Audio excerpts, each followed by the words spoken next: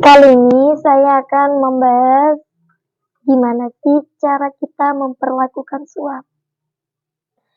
Pasti di antara kita sebagai istri punya kan ya rasa jengkel terhadap suami, rasa marah terhadap suami. Ternyata itu merupakan dosa loh teman-teman. Sekecil apapun kita marah kepada suami kita.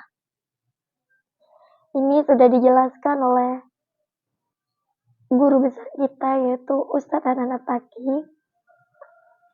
Dan beliau sangat banget ya menyadarkan saya juga yang sebagai seorang istri ternyata perlakuan buruk sekecil apapun ternyata itu merupakan dosa besar loh teman-teman. Dan kali ini saya berharap yang menonton video saya para istri maupun para suami bisa mengambil pelajaran dan bisa menjadi manfaat, bisa menjadi motivasi juga.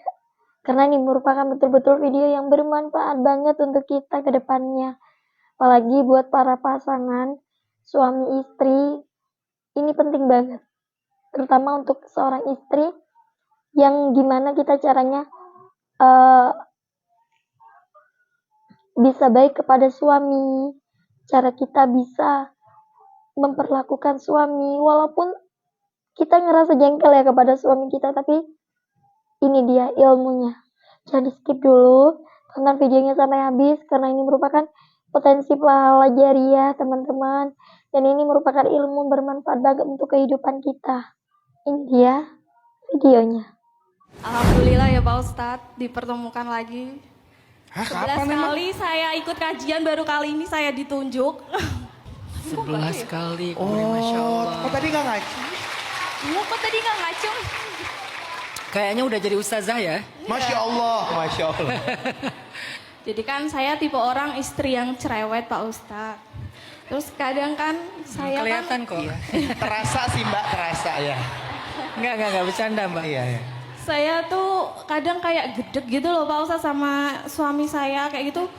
Boleh nggak ngata-ngatain suami dalam hati gitu loh Pak Ustadz. Contohnya kayak semisal kan aku lagi ngepel gitu terus masih basah dia lewat rasanya dalam hati kayak apa aku siram aja gitu ya. Astagfirullahaladzim. Tapi Mbak Bella. Tapi nggak aku ucapin gitu loh Pak Ustadz. Jadi kayak unek-unek, tapi kadang aku ungkapin gitu Pak Ustadz. Terus aku disuruh tanya, coba kamu ikut kajian Pak Ustadz, kamu tanya dosa nggak kayak gitu. Terima kasih Pak Ustadz. Dosa. Sayyidah Fatimah adalah perempuan yang sangat baik kepada suami. Tapi pernah Sayyidah Fatimah merasa kayak beberapa kali ribut sama Ali. Sehingga Ali itu kalau lagi dimarahin Fatimah, Ali suka pergi ke masjid dan tidur di tanah. Karena masjid waktu itu kan tidak ada lantai keramik ya. Jadi dia tanah aja. Sehingga Ali tidur di tanah. Pas bangun-bangun tuh kepala Ali tuh udah banyak tanah, banyak debu gitu. Maka gara-gara itu Ali punya julukan dari Rasulullah namanya Abu Turab, bapak tanah, bapak debu. Jadi kalau Ali lagi punya masalah dengan Fatimah, biasanya Nabi tahu kepala Ali itu banyak debu, berarti dia semalam tidur di masjid. Sehingga Nabi manggil Ali, ya Abu Turab, wahai bapak tanah, ada apa dengan anak saya? Enggak ya Rasulullah, Fatimah baik-baik aja ya Rasulullah. Ali enggak mau menjelek-jelekan atau membuka aib keluarganya, bahkan kepada mertuanya yang solih seperti Rasulullah. Tapi Nabi kan mertua yang baik ya, yang support system banget ya buat menantunya, buat anaknya. Sehingga Nabi bilang gini kepada Fatimah, Fatimah, coba Fatimah belajar kepada Asma, karena Asma itu ahli surga. Padahal kan Fatimah juga ahli surga kan? Tapi disuruh belajar kepada Asma. Coba Fatimah belajar kepada Asma. Asma itu ahli surga. Asma siapa? Asma bintu Umais.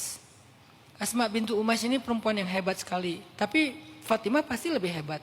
Cuman kali ini Nabi nyuruh Fatimah belajar kepada Asma. Berangkatlah Fatimah dengan penasaran ke rumah Asma. Kenapa Nabi nyuruh saya belajar kepada Asma? Ada ilmu apa yang dimiliki Asma yang saya nggak punya gitu kan?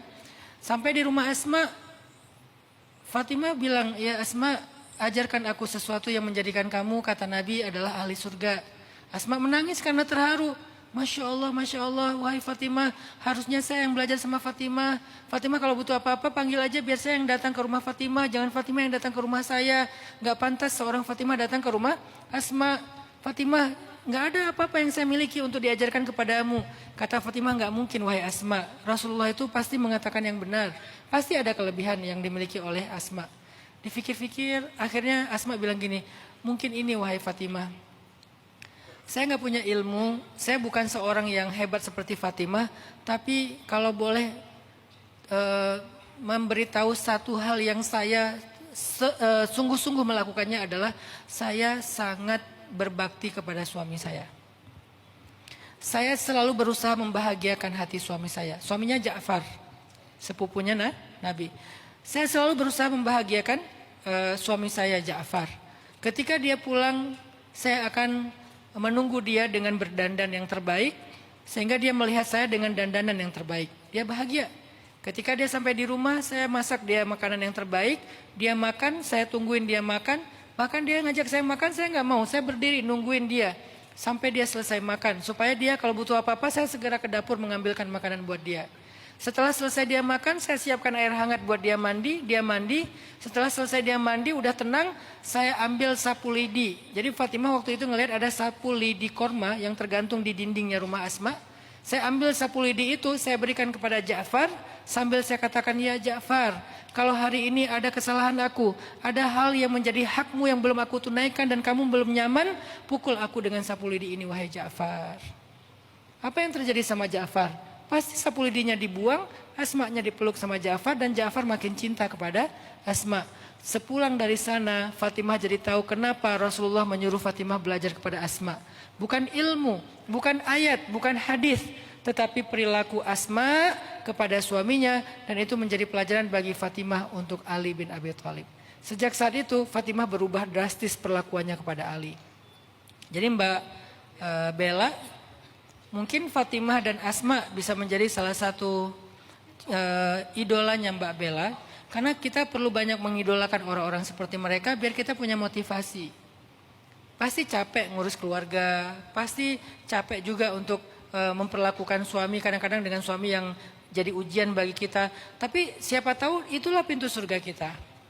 Suami nginjak tempat yang Mbak Bella pel, jangan-jangan itu akan jadi saksi nanti di akhirat.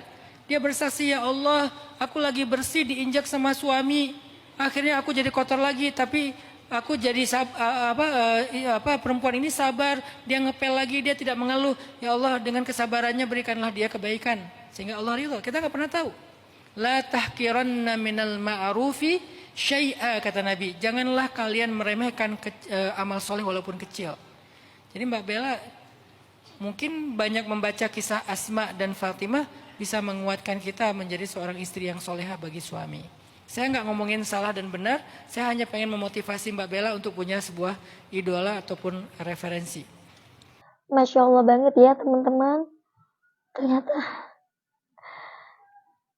kayak yang meleleh gitu ya. Kita udah pernah belum melakukan seperti yang dicontohkan oleh Asma binti Umais, mana beliau betul-betul melakukan perlakuannya kepada suami layaknya seorang raja kan ya. Makan ditungguin, terus mau mandi disiapin airnya. Kita udah pernah belum kayak gitu kepada suami kita? Bahkan Sayyidah Fatimah saja belajar kepada Asma binti Umais. Gimana kita? Dan kita harus banyak-banyak membaca kisah-kisah para istri Nabi agar kita tidak terjerumus ke dalam dosa ya. Meskipun sekecil apapun, kalau kita sudah menjadi status sebagai seorang istri, haruslah kita menghormati suami, haruslah kita menyayangi suami, haruslah kita berbakti kepada suami, karena surga kita ada pada suami kita. Barakallahu fikum. Semoga ini bermanfaat dan menginspirasi kalian semuanya.